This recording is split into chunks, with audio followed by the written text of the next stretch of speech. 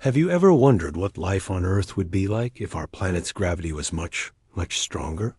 Imagine waking up and feeling like you're carrying another person on your back, all day, every day. This isn't just a sci-fi fantasy. It's a fascinating thought experiment that pushes our understanding of biology and evolution to its limits. Let's dive into the incredible world of a high-gravity Earth and see what kind of life might crawl, swim, and maybe even fly on its surface.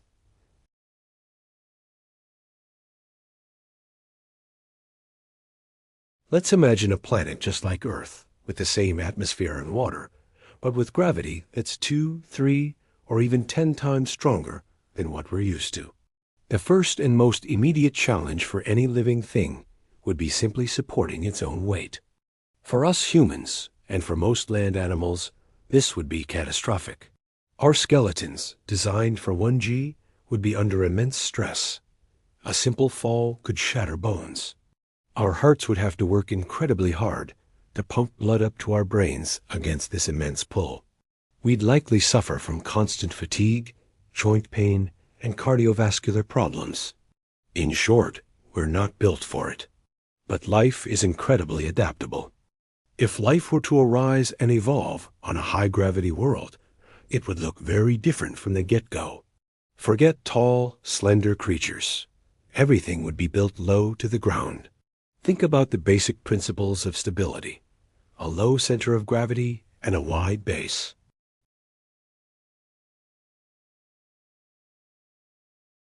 Picture creatures resembling armored pancakes or giant muscular millipedes. Legs would be a huge liability. Instead of 2 or 4 legs, many animals might have 6, 8, or even more, spreading their weight out like a centipede. These legs wouldn't be long and spindly like a giraffe's. They'd be thick, pillar-like columns, directly under the body, minimizing stress on the joints. Bones would need to be incredibly dense and robust, perhaps incorporating stronger materials than just calcium phosphate. Movement would be slow and deliberate. Every step would be a massive effort. Forget sprinting or graceful leaping. Life would move at a crawl. The energy cost of simply standing up would be enormous. Because of this, many species might adopt a semi-aquatic or fully aquatic lifestyle. Water would be a sanctuary. The buoyancy of water would help counteract the crushing force of gravity, allowing for greater size and freedom of movement. We might see an explosion of life in the oceans, far surpassing anything on land. Marine creatures could grow to enormous sizes, much like the blue whales in our own oceans, because their weight is supported by the water around them. However, they would still be different. They'd need powerful muscles to move through the denser-feeling water and strong internal structures to withstand the pressure at depth. What about plants? They face the same structural problems. Trees as we know them, reaching for the sky, would be an impossibility. The sheer weight of their own branches would cause them to collapse. Instead, plant life would spread out horizontally. We might see vast, interconnected networks of root-like structures and low-lying, moss-like carpets covering the land. Photosynthesis would still be the name of the game, so these plants would need to find ways to get sunlight without growing tall. Perhaps they would develop incredibly wide, flat leaves that lie directly on the ground, or maybe they'd grow on the slopes of hills to catch the sun's rays. And what about flight? Is it even possible in a high-gravity world? It seems incredibly unlikely. The amount of energy required to generate enough lift to overcome such strong gravity would be astronomical. An atmosphere on a high-gravity planet would likely be much denser, which does help with lift, but the trade-off is much higher drag.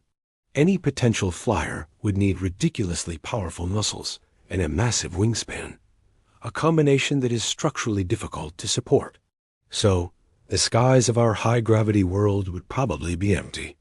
No birds, no insects, just the relentless pull of the planet.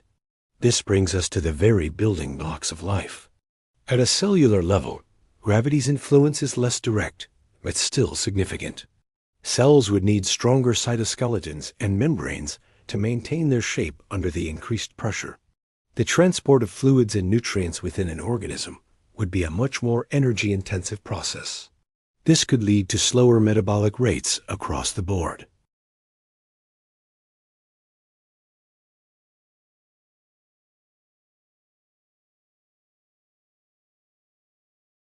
Let's imagine the apex predator of this world. It wouldn't be a fast-running cheetah or a soaring eagle. It would be something far more patient and powerful. Perhaps a creature built like a living bunker, an ambush predator with an armored carapace, lying in wait for days on end. It might have incredibly powerful jaws, or a venomous sting to quickly dispatch its prey, because a prolonged chase would be out of the question. Its senses would be highly attuned to vibrations in the ground, detecting the slow, heavy footsteps of its next meal. And what if intelligent life were to evolve? A species of high-gravity humanoids would be a fascinating concept. They would be short, incredibly strong, and likely have a different perspective on the world. Their architecture would be all about strength and stability, favoring bunkers and low, sprawling structures over skyscrapers. Their art and culture would reflect their earthbound existence. Concepts of up and down would have a much more profound, almost religious significance. The sky, an unattainable realm, might be a source of myth and legend, a place only the gods could reach. Their technological development might also follow a different path. Engineering would be paramount, with a focus on creating materials that could withstand the immense forces. Perhaps they would master anti-gravity technology far earlier than a species like ours, driven by the primal urge to escape the crushing pull of their own home. Or maybe they would focus their efforts on exploring the vast, more forgiving oceans of their world. Thinking about a high-gravity world forces us to reconsider what normal really means.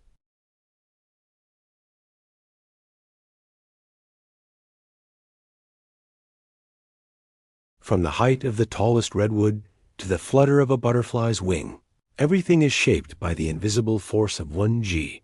By changing that one variable, we unlock a universe of completely new evolutionary possibilities. It's a powerful reminder that life, in its relentless drive to survive, can find a way to thrive in even the most extreme and challenging environments.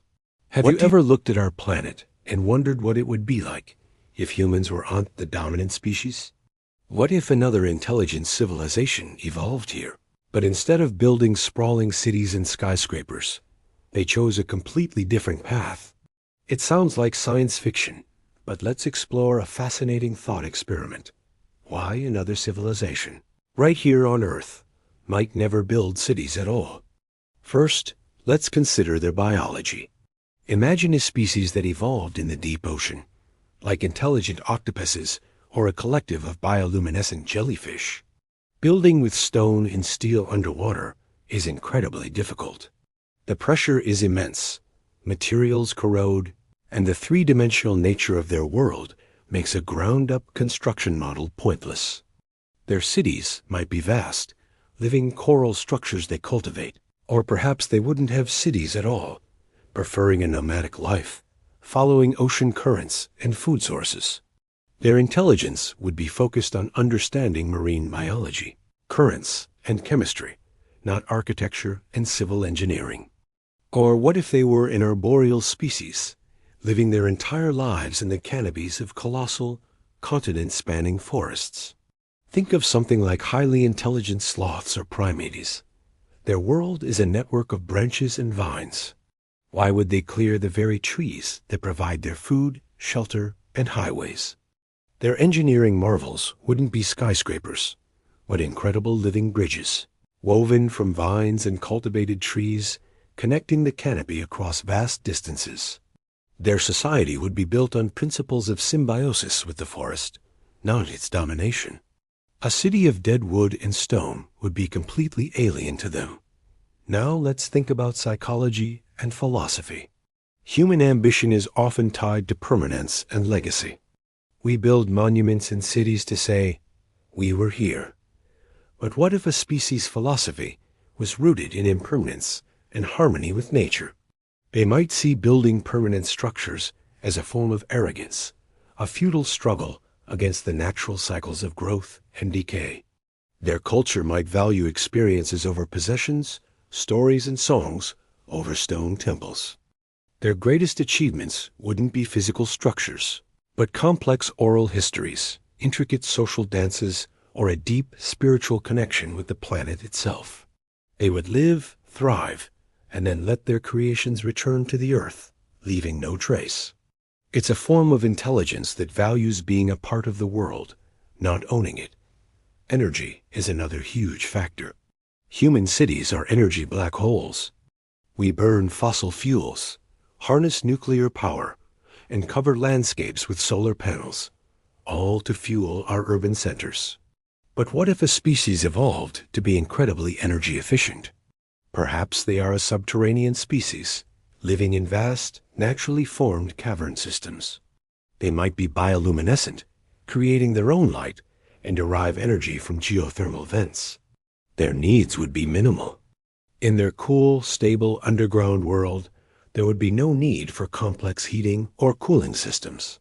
Their cities would be existing caves, perhaps subtly modified and decorated, but fundamentally natural.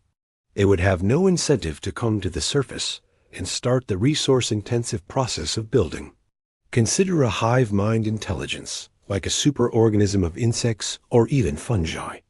For a creature like this, the individual doesn't matter as much as the collective. The city wouldn't be a place for individuals to live.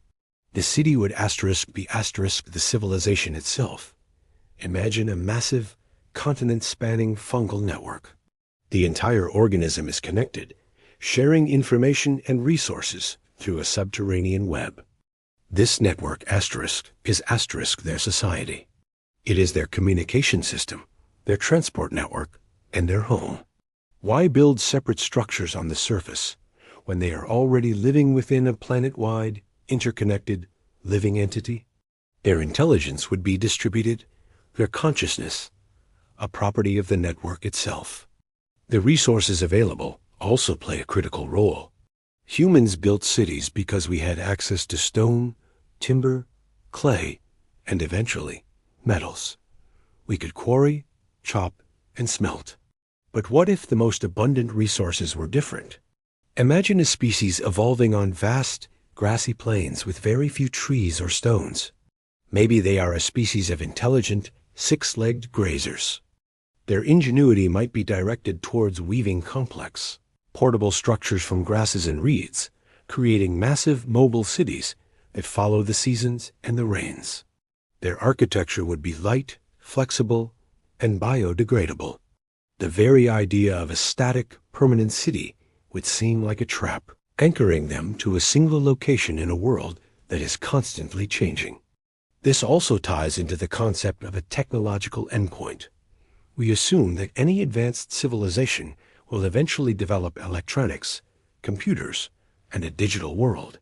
But that's a very human-centric view. An aquatic species might develop a sophisticated internet based on controlled sonar pulses or chemical signals sent through the water. A civilization of tree dwellers might communicate over vast distances using complex drum patterns or pheromones carried on the wind. Their technology would be completely organic, an extension of their biology and environment. They might achieve incredible levels of complexity in genetics, biology, and chemistry, far surpassing our own, without ever smelting a single piece of iron or building a single silicon chip. So the next time you look at a skyline, remember it's just one possible expression of intelligence. It's the one that our specific biology, psychology, and planetary conditions led us to. Another intelligence, born from the sea, the trees, or the earth beneath our feet, might create a world just as complex, just as beautiful, and just as advanced as ours, but without a single city in sight. Their legacy wouldn't be carved in stone, but woven into the very fabric of the planet. And perhaps, in a way, that's a more profound legacy to leave behind. Thanks for watching and thinking about these big ideas with me.